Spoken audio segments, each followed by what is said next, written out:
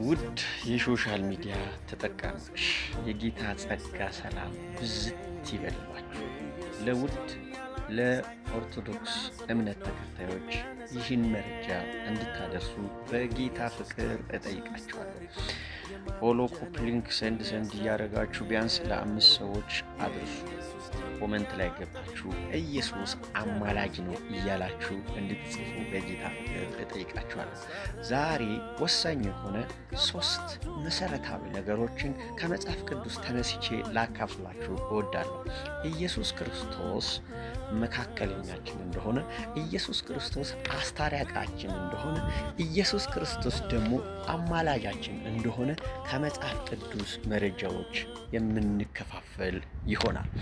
ኢየሱስ ክርስቶስ መካከለኛችን ሲሆን፣ ኢየሱስ ክርስቶስ አስታራቂያችን ሲሆን፣ ኢየሱስ ክርስቶስ አማላጃችን ሲሆን አንሶ አይደለም፣ ክብሩ ቀንሶ አይደለም። ፍጹም አምላክ ነው፣ ፍጹምም ደግሞ ሰው ሆኖ ተገልጧል። አምላክነቱ ሰው ሲሆን አልጠፋበትም፣ አልተወሰደበትም። ሰውነቱ ደግሞ ከአምላክነቱ አላገደው። ኢየሱስ ክርስቶስ ከአብ ጋር፣ ኢየሱስ ክርስቶስ ከመንፈስ ቅዱስ ጋር እኩል የሆነ አብ፣ ወልድ፣ መንፈስ ቅዱስ በአንድ አምላክ ብለን እናምናለን። እነዚህ መካከለኛ፣ አስታራቂ፣ አማላጅ የምንላቸውን የሰው ልጆች ሊያደርጉ ስለማይችሉ ኢየሱስ ክርስቶስ እኛን ከአብ ጋር፣ እኛን ከራሱ ጋር፣ እኛን ከመንፈስ ቅዱስ ጋር በአንድ አምላክ ስም ሊያስታርቅ ሰው ሆኖ ተገልጧል። ክብር ለኢየሱስ ክርስቶስ ይሁን።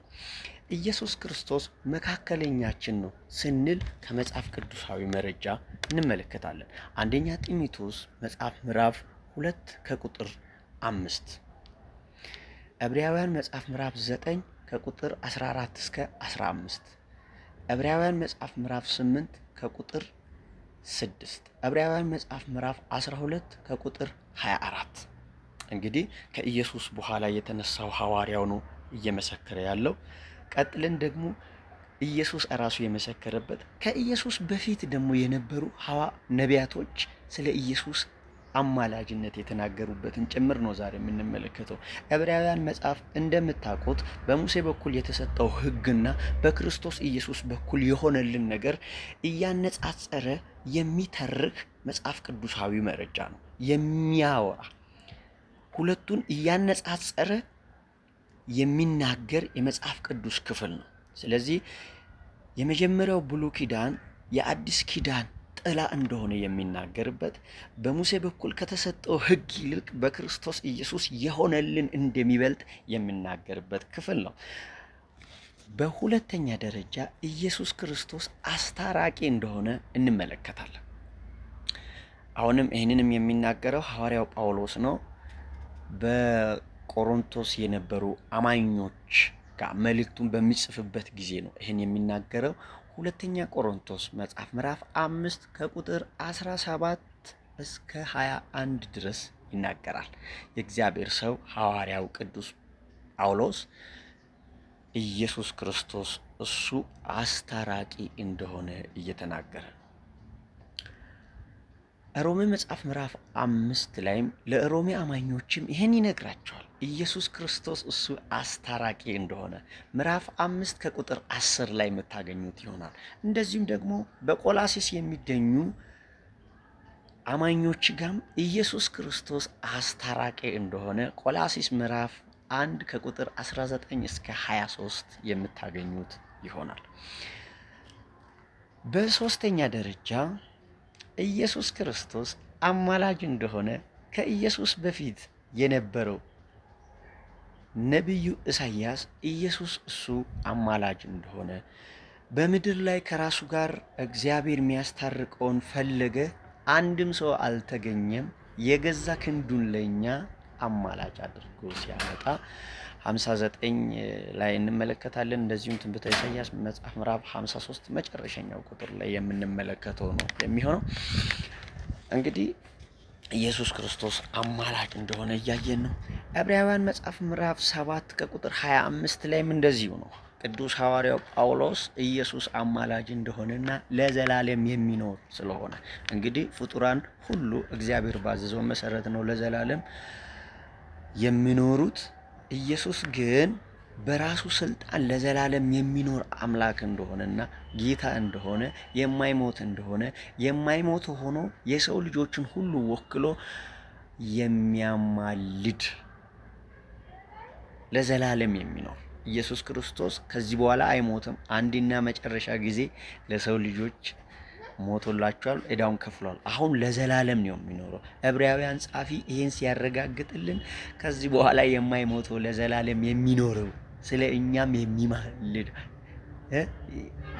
አማላጃችን እንደሆነ ሲገልጥ እንመለከታለን። ቅዱስ ሐዋርያው ጳውሎስ እንደዚሁም ሮሜ መጽሐፍ ምዕራፍ 8 ከቁጥር 34 ላይ ሲናገር እንመለከታለን። ኢየሱስ አማላጅ እንደሆነ ሲናገር እንመለከታለን።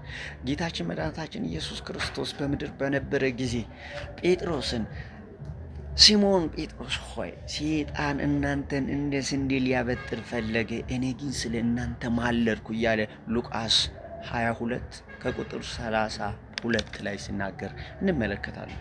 ከኢየሱስ ክርስቶስ በፊት የነበሩ ነቢያት ኢየሱስ አስታራቂ፣ ኢየሱስ መካከለኛ፣ ኢየሱስ አማላጅ እንደሆኑ ከተናገሩ ኢየሱስ ራሱ ኢየሱስ አማላጅ እንደሆነ ከተናገረ ከኢየሱስ በኋላ የኢየሱስ ክርስቶስ ተከታይ የነበሩ ደቀ መዛሙርት ኢየሱስ ክርስቶስ መካከለኛ፣ ኢየሱስ ክርስቶስ አስታራቂ፣ ኢየሱስ ክርስቶስ አማላጅ እንደሆነ ከተናገሩ እኛም በዚህ መሰረት ላይ ነው መጽናት ያለብን።